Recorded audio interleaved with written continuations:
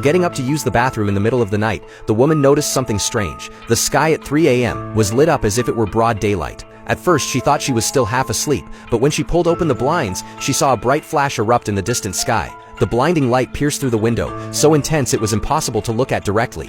Oddly enough, she didn't think much of it. In fact, she felt lucky. What a rare sight to witness something like this in Iceland. With that, she simply climbed back into bed and fell asleep again. The next morning, she and her boyfriend headed down for breakfast, only to find the hotel restaurant completely empty, not a single guest or staff member in sight. Her boyfriend brushed it off, thinking they had probably slept in and missed breakfast hours. But as soon as they stepped outside the hotel, they realized something was very wrong. The busy streets from the day before were now completely deserted.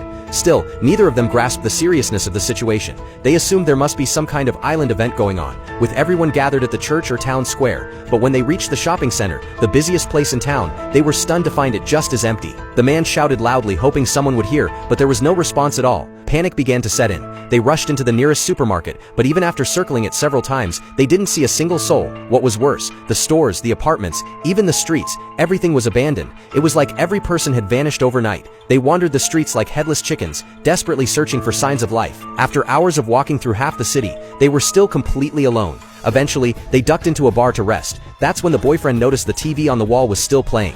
He quickly grabbed the remote and switched to a news channel, only for all the TVs to suddenly cut to black. Terrified, he grabbed the woman and ran out of the bar. Back at the hotel, the woman tried calling her mom, then messaged all her friends but no one replied.